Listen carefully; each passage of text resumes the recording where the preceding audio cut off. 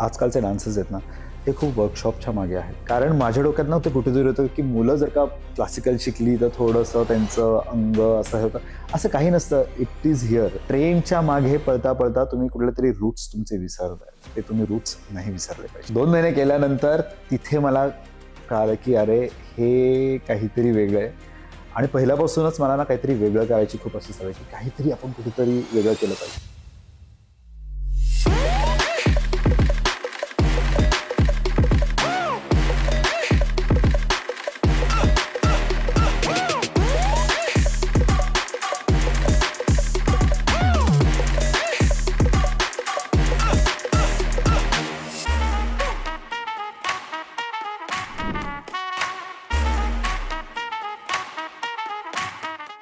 नमस्कार, मी advocate Neera Dhadge, founder of Pune women's club. आज तुमचं सहर्ष स्वागत करत आहे पॉडकास्ट विथ नीरामध्ये.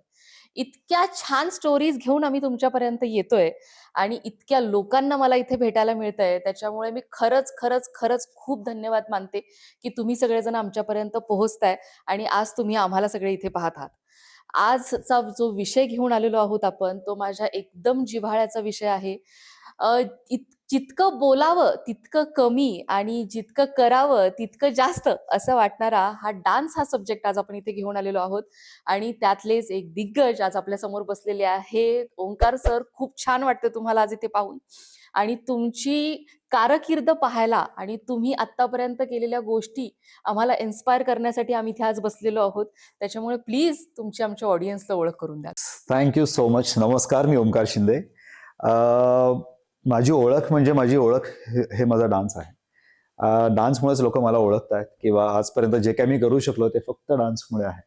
सो खरं तसं बघितलं तर माझी ओळख माझा डान्स, माझी कला, माझं पॅशन आहे. करेक्ट. Yes yes yes. मला खूप तुम्हाला विचारायला आवडेल की म्हणजे तुम्ही कुठून आला आहात किंवा डान्स या क्षेत्राकडे तुम्हाला वळायचंय किंवा याच क्षेत्रामध्ये आपल्याला करिअर करायचंय, हे तुम्ही कोणत्या पॉइंटला डिसाईड केलं? येस. सो मी मूळचा पुण्याचा आहे आणि खूप आवड होती मला लहानपणापासूनच. पण गॅदरिंगमध्ये, स्कूल गॅदरिंगमध्ये पार्टिसिपेट करायला. पण ॲज युज्युअल ना कुठेतरी ते सोसायटी प्रेशर बोलतो आपण, की अरे मुलगा कसा काय डान्स करणार आणि हे. सो जेव्हा मला असं वाटलं की अरे हा मला डान्स आवडतोय आणि मी याच्यात काय करू शकतो का, तर सगळ्यात पहिलं असं होतं यार आपल्याला पहिलं परमिशन देतील का. कारण का स्कूल आणि कॉलेजमध्ये असताना तेवढा पैसेही नसायचे की अरे बाहेर जाऊन कुठे क्लास लावा किंवा कुठे जाणार. किंवा तेव्हा असं नव्हतं की अरे हा गुगलवर सर्च करा आणि लगेच मिळतंय तुम्हाला. तेव्हा पॅम्पलेट्स वगैरे यायचे सुट्ट्यांमध्ये काय करायला मिळतंय. सो 10वी नंतर माझ्या घरी एक पॅम्पलेट आलेलं होतं की जिथे एक dance class. So dance class ऐकल्यावर मी असं होतं अरे बापरे, इथे डान्स क्लास पण आहेत असे की आहेत. शिकवतात. आतापर्यंत ऐकलं होतं की बाबा हा इंडियन क्लासिकल स्टाईलचे क्लासेस वगैरे असतात, पण वेस्टर्न शिकवणारं कोणी आहे आणि तेवढं तेव्हा नव्हतं की अरे या अमुक अमुक ठिकाणी अमुक अमुक क्लासेस आहेत. पण आवड खूप होती आणि डेअरिंग करून कसं तरी सांगितलं की मला आता 10वीची मी एक्झाम दिलेली आहे, माझा अभ्यास संपलेला आहे, आता मला डान्स शिकायचा आहे. सो तेव्हा ते असे होते की ठीक आहे 2 महिने करून बघ. पण नाही, 2 महिने केल्यानंतर तिथे मला कळालं की अरे हे काहीतरी वेगळं आहे. आणि पहिल्यापासूनच मला ना काहीतरी वेगळं करायची खूप अशी सवय की काहीतरी आपण कुठेतरी वेगळं केलं पाहिजे. सो जिथे मी डिसाईड केलं की अरे डान्समध्ये मला करायचं आहे. कॉलेजमध्ये मी सुरुवात केली ऍक्च्युली या सगळ्याची. आणि कॉलेज कॉम्पिटिशन्समधून जेव्हा पहिले नंबर यायला लागले, सगळ्या कॉम्पिटिशन्समध्ये नाव व्हायला लागलं, तिथून सुरुवात झाली की अरे.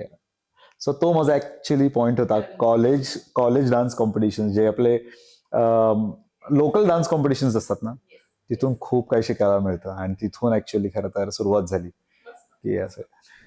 अ, खूप सारे प्रश्न मला आता तुम्हाला विचारावेसे वाटतात, पण एक मला असा एकदम आवडलेला प्रश्न असा आहे की मॉडर्न डान्स जो आहे आणि एक क्लासिकल डान्सिंग फॉर्म आहे, या दोघांमध्ये शिकलं कोणतं पाहिजे आणि का? दोन्ही शिकले पाहिजेत. पण ज्याला खरंच अर्थ आहे, ज्याचा खरंच अभ्यास आहे आणि जे येणारं जनरेशन आहे त्याला तुम्ही काहीतरी देऊ शकता, जेणेकरून ज्याच्यामध्ये लोक काहीतरी त्यांचं करिअर घडवू शकतात. तर मी म्हणेल की तुम्ही वेस्टर्न पण शिका, पण क्लासिकलचा बेस्ट ठेवून जर का तुम्ही शिकलात तर त्याला तुम्ही त्याचं सोनं करू शकता. कारण का तुमचं सगळंच, जसं बोलतात की भरतनाट्यममध्ये भाव राग ताल, या गोष्टी खूप महत्वाच्या आहेत. सो तुमचा ताल पक्का होतो, तुमचे भाव पक्के होतात. सो तुम्हाला हे दुसऱ्या डान्स स्टाईलमध्ये पण करता येतात. जेणे की दुसऱ्या डान्स स्टाईल्समध्ये कधीच या गोष्टी शिकवल्या जात नाहीत. तुम्हाला फक्त फील अँड वाईब आणि हे ते. सो हे कुठून येतं? हे इथूनच तर येतं. सो माझं म्हणणं आहे की तुम्ही तुमचा बेस कुठला तरी एक स्ट्रॉंग असला पाहिजे, ज्याच्यामध्ये खरंच तुम्हाला अभ्यास करता येतोय. आणि तो अभ्यास असा पण आहे की जर तुम्ही याचा अभ्यास केला तर पुढे जाऊन तुम्ही तुमचे क्लासेस आणि तुम्ही येणाऱ्या लोकांना काहीतरी तुम्ही देता की अरे हा तुम्ही हे शिकलात तर तुम्हाला काहीतरी याच्यामध्ये करिअर करता येईल. आणि तुमच्याकडे लोकांचा बघण्याचा दृष्टिकोन पण नक्कीच बदलतो.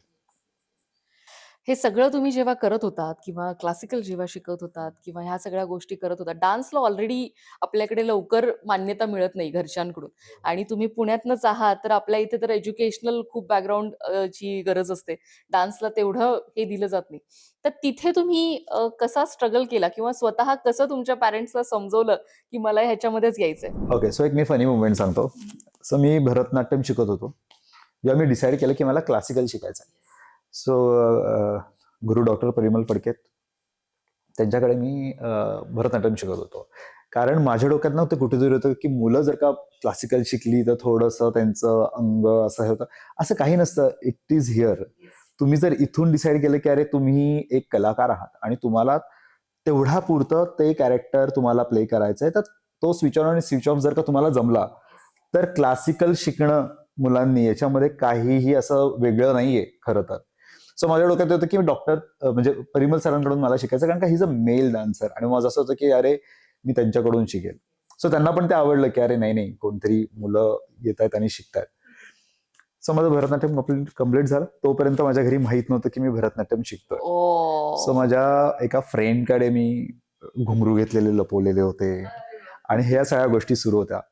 आता वेळ आली की मला शो आला होता एक आणि परिमल सर म्हणले की एक शो आपल्याला करायचा आहे, पण त्यासाठी आपल्याला कॉस्ट्युम शिवावे लागणार आहेत. पण मुलांचे कॉस्ट्युम्स कुणाकडेच नाही आहेत, कारण का ते नसायचं एवढं तेव्हा.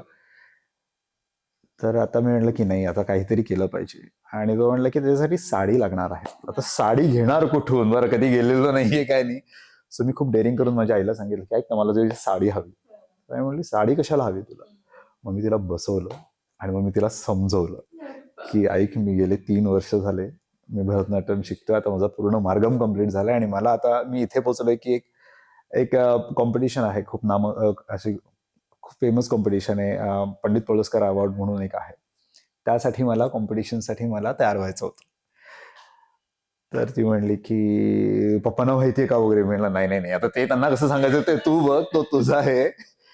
सो तिने खूप सपोर्ट केला जेव्हा तिला कळालं. ती म्हणली आत्ता देतीये पण हे शेवटचं आहे. पण तेव्हा ते झालेलं की अरे तुला साडी वगैरे का हवी, तू काय करतोयस वगैरे, कुठे जातोयस, कुठे नक्की शिकतोयस, काय करतोयस. म्हटलं बघ मी घुंगरू पण घेतलेत. मग ती अजूनच घाबरली. अरे घुंगरू वगैरे तू कुठे. मग मी तिला सगळं दाखवलं की हे बघ मी काही ऑर्नामेंट्सचं कलेक्शन करून ठेवलंय. मी काही घुंगरूंचं आहेत 2-4 पॅटर्न्स माझ्याकडे असे. तर मी म्हणलं मी यांच्याकडे शिकतोय आणि हे असे असे आहेत. मग मी त्यांची प्रोफाईल दाखवली.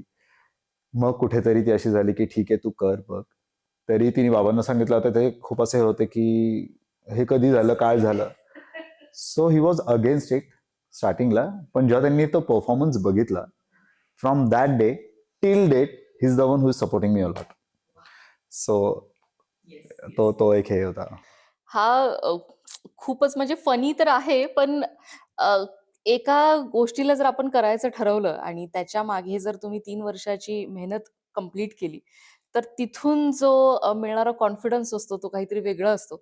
आणि जेव्हा आपण इतक्या डेडिकेटेडली काहीतरी गोष्टी करतोय, हे आपले पॅरेंट्स पाहतात, तेव्हा ते आपोआप आपल्याला सपोर्ट करायला लागतात. Yes yes yes. असं त्याच्या मागे आपल्याला म्हणता येईल. पण खूप छान. तुम्ही काहीतरी वेगळं करण्याच्या उद्देशाने ह्या सगळ्या गोष्टी केल्यात आणि त्याच्यातनं एक खूप नवीन मार्ग तुम्ही लोकांसाठी उभा करून दिला. ही पण खूप गोष्ट छान आहे. आपण आता सध्या तुमच्या गुरूंबद्दल बोललो. एका डान्सरच्या किंवा एका आर्टिस्टच्या मागे गुरुचा काय रोल असतो? किंवा आजकाल आपण पाहतो ट्रेंडिंगमध्ये लोकं त्या गोष्टीला एवढा वाव देत नाहीत. तर गुरुची काय आपल्या आयुष्यामध्ये स्थान असलं पाहिजे? सी ऑनेस्टली गुरु आहे तर सगळं आहे म्हणतो या क्षेत्रामध्ये ना. कारण इथून जसं वेस्टर्नमध्ये 5, 6, 7, 8 पासून सुरुवात होते. हे शिकवणारे एक गुरुच लागतात. हे आपल्याला आपण उठून करतोय आणि हा मी कुठेतरी बघितलंय आणि मग मी करायला लागलोय आणि हे असं होत नसतं. तुम्हाला राईट डिरेक्शन आणि राईट कुठल्या गोष्टी केल्या पाहिजेत, कुठल्या नाही केल्या पाहिजेत. आता आजकालचं तुम्ही बघत असाल खूप साऱ्या शो कॉम्पिटिशनमध्ये पण लहान मुलांना न सूट होणारी ही गाणी असतात. का तर त्यांना नसतो कोणी गुरु किंवा हे कर ते कर, हे चांगलं आहे ते चांगलं आहे. एका चांगल्या गुरुला चांगल्या स्टुडंटची गरज असते आणि चांगल्या स्टुडंटला एका चांगल्या गुरुची गरज असते. सो हे नातं खूप महत्वाचं आहे आणि ते खूप पवित्र आहे. म्हणजे मला तर असं वाटतं की जर का ते म्हणजे माझे गुरु जर नसते तर मला कळालंच नसतं. कारण आता आपण जसं बोललो, आपण 3 वर्ष बोललो की मी मार्गम. सो 3 वर्षामध्ये मार्गम कम्प्लीट होत नाही, त्याला 8 वर्ष लागतात. पण मी एक डेव्हलपमेंटसाठी शिकलेलो होतो. मी कुठल्याही एक्झाम्स दिल्या नव्हत्या.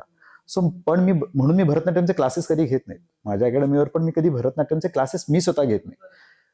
कारण मी कधी एक्झाम्स दिलेल्या नाहीयेत. सो ते माझ्यात की नाही बाबा, माझे गुरु जरी म्हटले तरी नाही, कारण का आपण कुठेतरी डेव्हलपमेंटसाठी शिकलेलो होतो. कारण का तेव्हा मी सुरू केलं ग्रॅज्युएशन नंतर आणि मला गुरूंचा सपोर्ट तेवढा मिळाला की बाबा तू कर, तुला गरज नाहीये या सगळ्यामध्ये अडकायची. सो तुला डेव्हलपमेंटसाठी शिकायचं आहे तर तू कर आणि तुला जर का ऑपॉर्च्युनिटी जास्त चांगल्या येत आहेत तर तू का थांबलायस.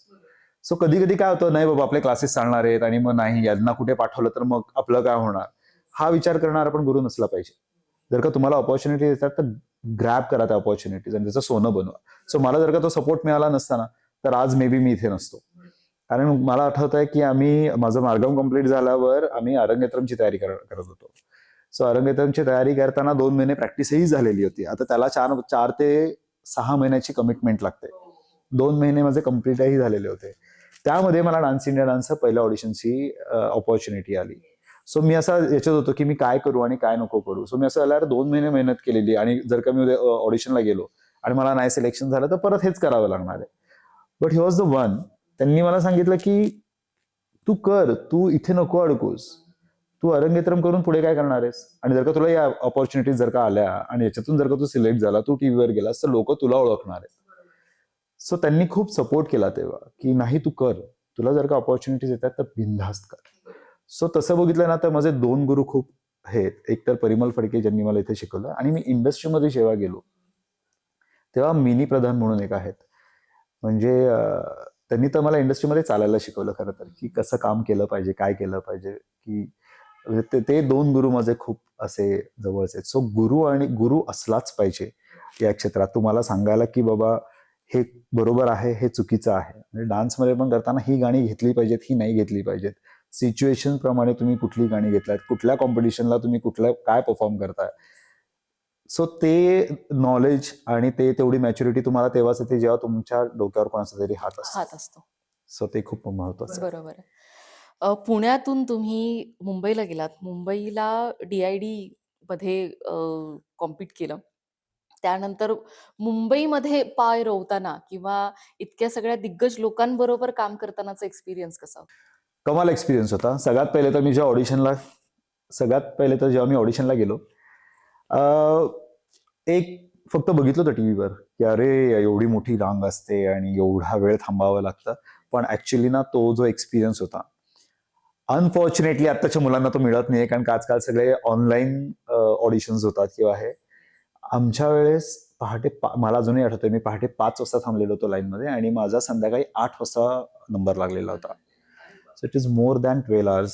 आणि लाईनमध्ये थांबा, वडापाव खा, तिथेच झोपा, तिथेच प्रॅक्टिस करा. तेव्हा तर ते वॉकमॅन असायचे, सो त्याच्यावर ते कॅसेट हे करा. आणि सीडी असायची तेव्हा, पेनड्राईव्ह तेव्हा जस्ट नुकताच आलेला होता.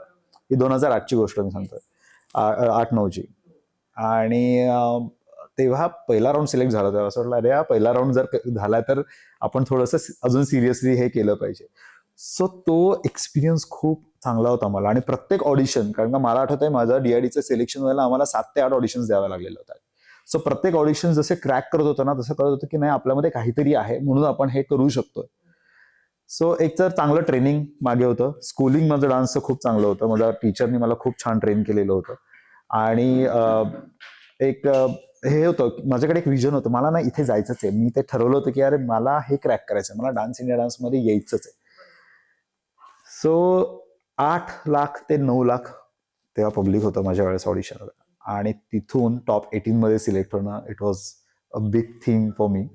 म्हणजे आणि माझ्या घरात डान्सचं बॅकग्राऊंडचं कोणीही नाही, म्हणजे कलाप्रेमी कोणीही नाहीयेत. पण मला असं होतं की अरे मला जर करायचंय तर हे मी चूज केलंय, हे मी डिसाईड केलंय, आणि मला जर का प्रूव्ह करायचं असेल स्वतःला तर मला या सगळ्या ऑडिशन क्रॅक केल्याच पाहिजेत. तर तो एक एक्सपिरियन्स वेगळा होता रियालिटी शोज मध्ये जायचा. रियालिटीमध्ये एवढी झगमग आपल्याला दिसते, पण त्याच्यामागे काय मेहनत असते ना, हे जेव्हा मी तिथे होतो तेव्हा कळालं. म्हणजे मला कळालं ऍक्च्युली की इतकी मेहनत करावी लागते. आपण जे घरी बसून बघतो की अरे हे 2 मिनिटाचे डान्स आहेत आणि आपण इतके जज करतो, अरे हा नीट नाही असं, अरे हे असंच झालं असेल, अरे हे तसंच झालं असेल, अरे हे काही पण बोलले. It is not easy. म्हणजे एक तासाचा शो पण आम्हाला लिटरली आम्ही 15-16 तास शूट करत असतो. आणि रियालिटीमध्ये एक असतं की तुमचा डान्स तेवढा रिअल असतो की बाबा 2 मिनिटांमध्ये तुम्ही चुकलात तर चुकलात, तेच तुमचं दाखवणार. आणि बाकीचे कॉन्टेंट असायचे, पण मेन म्हणजे डान्स बेस असल्यामुळे की तुमचं 2 मिनिटं तुमच्याकडे, तर 2 मिनिटांमध्येच तुम्ही केलं पाहिजे जे काय ते. सो ते कळालं की अरे ती 2 मिनिटं किती महत्वाची आहेत किंवा 3 मिनिटं किती महत्वाची आहेत. आणि ती जी मेहनत आहे ना, it is like a military camp. आमचं सकाळी 5-6 वाजता ट्रेनिंग सुरू व्हायचं. मग आम्हाला वर्कआउट्स असायचे. आम्हाला एखाद्या डान्सरकडे आम्हाला ट्रेनिंगसाठी, वर्कशॉपसाठी पाठवायचे ते, की यांच्याकडे जाऊन ही स्टाईल शिका, ही स्टाईल शिका, सगळी स्टाईल शिका. मग तुमच्या मेंटरकडे जाऊन तुम्हाला तुमच्या कोरिओग्राफी शिकायच्या. सो आम्हाला आधी ना 1.5-2 महिना आधी ट्रेनिंग पिरियड असायचा. आणि मग नंतर ते सगळं आम्ही ट्रेन झाल्यावर चॅनल प्रोडक्शन सगळं बघणार की बाबा 1.5 महिन्यामध्ये यांच्यामध्ये काय फरक आहे. आणि मग आमचे गाला राऊंड सुरू व्हायचे. मग ते एपिसोडिक सुरू व्हायचं. सो आम्हाला 5 दिवस मिळायचे 1 किंवा 2 ऍक्ट करायला. पण ते 5 दिवस म्हणजे ऍक्च्युली शूटचा दिवस आम्हाला थोडा रिलॅक्स व्हायचा की बाबा ऍक्ट झाल्यावर शांत बसा. पण ते 5 दिवस आम्हाला असं असायचं की अरे चॅनलवाले येतात त्यांना दाखवा, प्रोडक्शनवाले येतात त्यांना दाखवा, क्रिएटिव्ह टीम येते त्यांना दाखवा, सुपरवायझर येतात त्यांना दाखवा. सो तो जितका वेळ असायचा तेवढ्या वेळा आम्हाला परफॉर्म करायला लागायचा. सो आमच्या टेक्निकल्स असायच्या आधी 1 डे प्रायर, दुसऱ्या दिवशी शूट असायचे. पण ती धमाल वेगळी होती. आणि म्हणजे तो गोल्डन पिरियड अनुभवलीच पाहिजे प्रत्येकाने, असं आणि प्रत्येकाने म्हणजे प्रत्येकाने. जो डान्सर आहे ना त्याने हे डोळ्यासमोर ठेवलंच पाहिजे की बाबा आम्हाला जर जर जे काय असेल तुमचं की बाबा तुम्हाला इथे जायचंच आहे, सो तुम्ही ते डिसाईड करा की या शो मध्ये किंवा ही लेवल मला क्रॅक करायचीच आहे आणि ती करता येते. It is just a self confidence. इथे आहे ना मला म्हणजे सांगायला खूप आवडेल. आजकालची 20ची मुलं जी आहेत ती खूप भरकटलेली असतात, की करू काय? मग आता कॉलेजेस चाललेत, मग आम्हाला पार्टीज पण करायच्या, आता मला बाहेर पण जायचंय, आम्हाला गर्लफ्रेंड बॉयफ्रेंड्स पण बनवायचेत. आणि मग त्याच्यामध्ये त्यांची आयुष्य इतकं भरकटून जातं.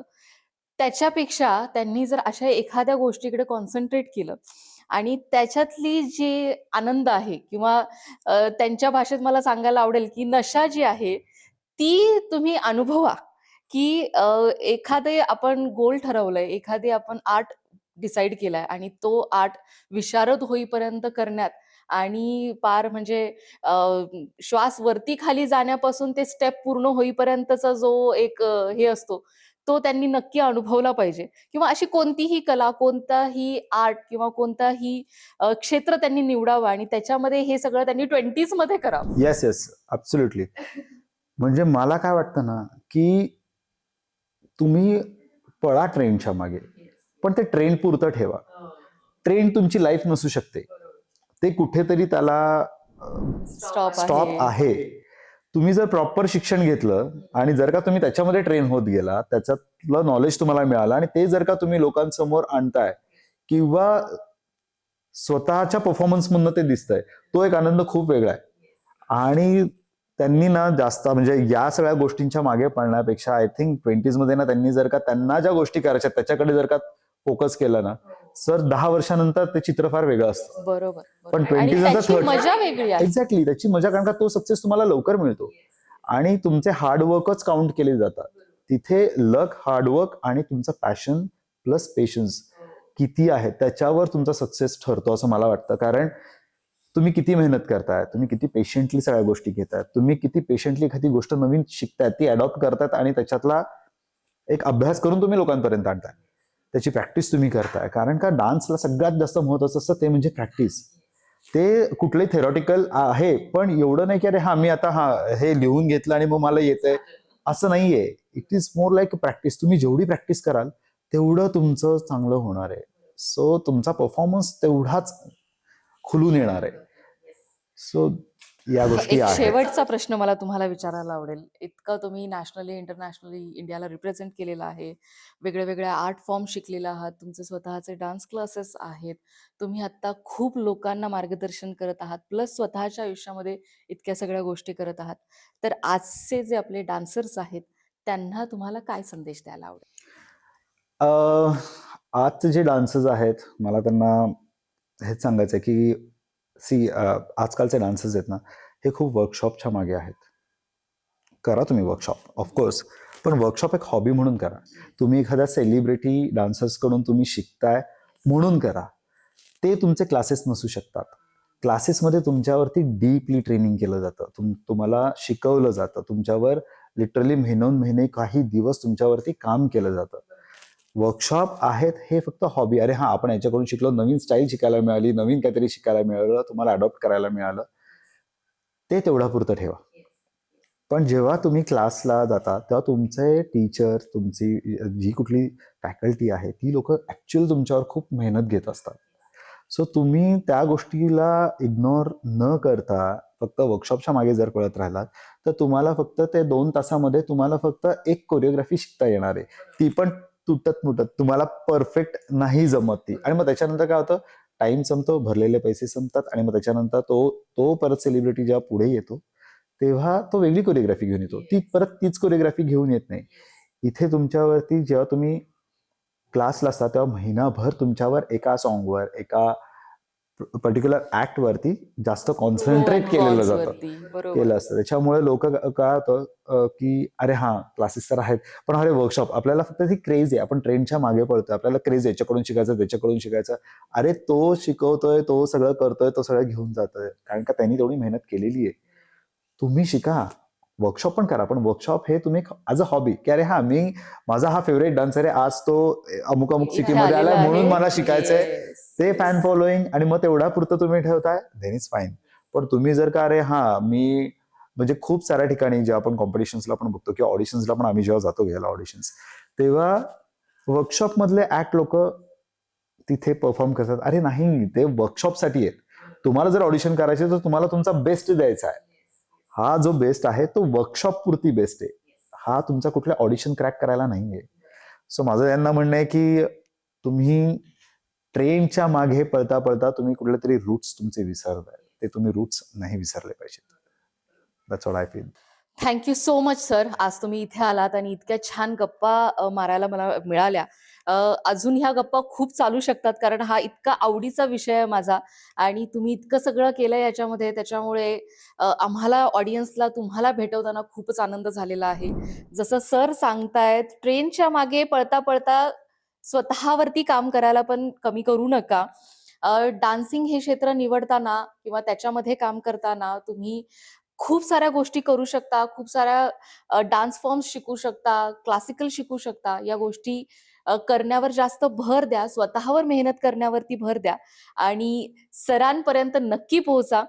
आमच्यातर्फे किंवा पुणे वुमन्स क्लब कडून सुद्धा सर शी तुम्ही कनेक्टेड आहात आणि नक्कीच मला आमच्या ऑडियन्सला तुम्हाला कनेक्ट करायला आवडेल. नक्कीच नक्कीच. मी थोडंसं तुम्हाला हे करतो. मला अजून एक सांगायचं राहून गेलं की मी पुण्यामध्ये, आता जसं मी पुण्यामध्ये आलोय, मी पुण्यातल्या खूप साऱ्या नवीन टॅलेंटला एक छान प्लॅटफॉर्म घेऊन येतोय. गेली 3 वर्षामध्ये मी एक अनुभव नावाची एक सिरीज करतोय, ज्याच्यामध्ये मी पुण्यातले जे काही डान्सर्स आहेत, जे खरंच इंटरेस्टेड आहेत डान्स, जे कलाप्रेमी आहेत त्या लोकांसाठी, की जे अरे मला एवढ्या वाजता जमतंय आणि हेच जमतंय, ते अशा लोकांसाठी नाही, की तुम्हाला करायचंय आर्ट, प्रॉपर तुम्हाला डान्स करायचा, त्याच्यासाठी आम्ही एक नवीन हे घेऊन येतोय.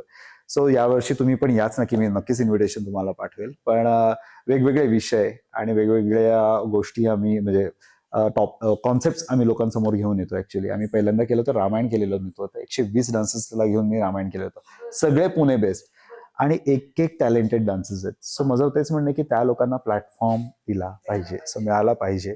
सो त्याची तयारी सुरुवात केली आहे, बघू आता ते कुठे घेऊन जातात. नक्की नक्की. Thank you so much sir. Thank you so much.